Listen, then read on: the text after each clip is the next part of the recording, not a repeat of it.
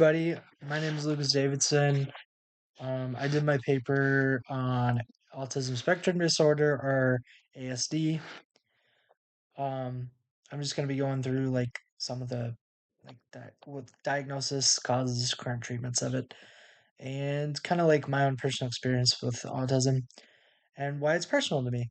So there's no single cause of autism. It's a complex mix of genetic, neurological, and environmental factors.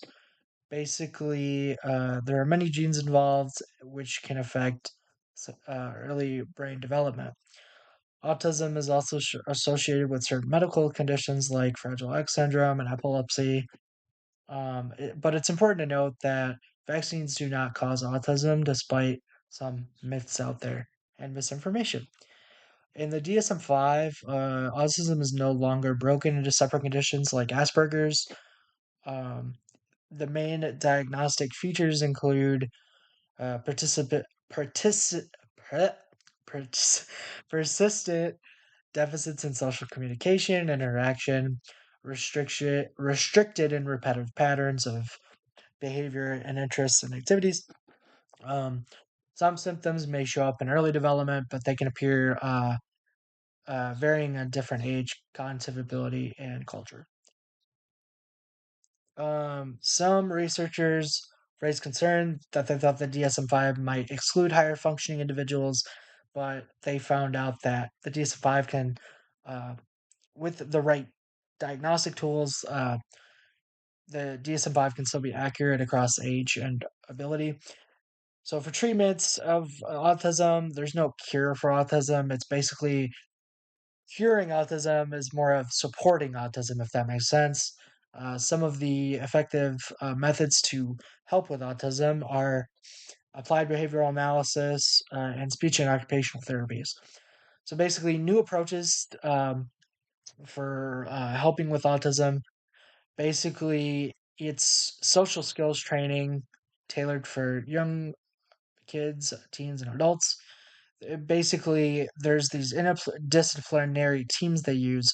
So that includes psychologists, speech therapists, and pediatricians, and they work together with um, the patient that has autism, and they develop they come up with a diagnosis. They develop like a plan, like to work with them, whatever their needs are, speech, routine wise, whatever it may need, and that's kind of how they help them. They just help them develop a like like try to help them develop to function in everyday society. So why I chose this topic, my cousin Bronson, he's my first cousin. He was diagnosed at 3 years old with autism, and my aunt and uncle thought he was going to become nonverbal because he was not talking. But basically, they met with a speech pathologist, and they met with a bunch of like a pediatrician. Met with a bunch of people and developed a routine for him and like a very color coded routine.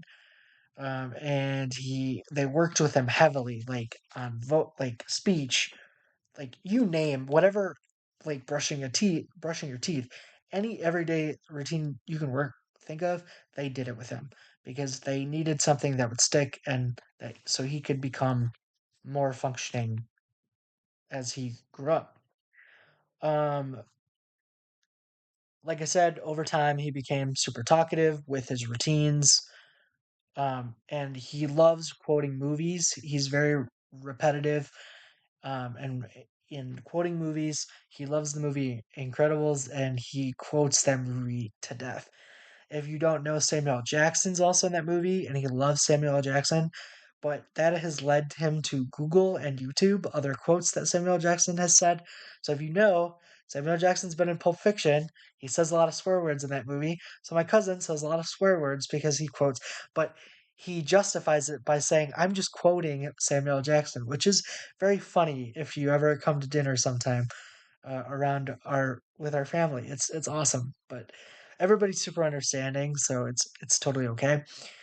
Um, I've also learned about sensory overload with him. Basically, when he gets overwhelmed, which is it's very often, what I like to do is I rub his palm like this, and I kind of hold his hand rub his palm, and it keeps him from throwing a tantrum or getting upset. And it's very interesting, like, kind of what can set him off. I mean, it could be little things like the vacuum, or it can just be like a death or stress. I mean, but if you think about it, that's kind of like how we are. We can get overwhelmed with little things too.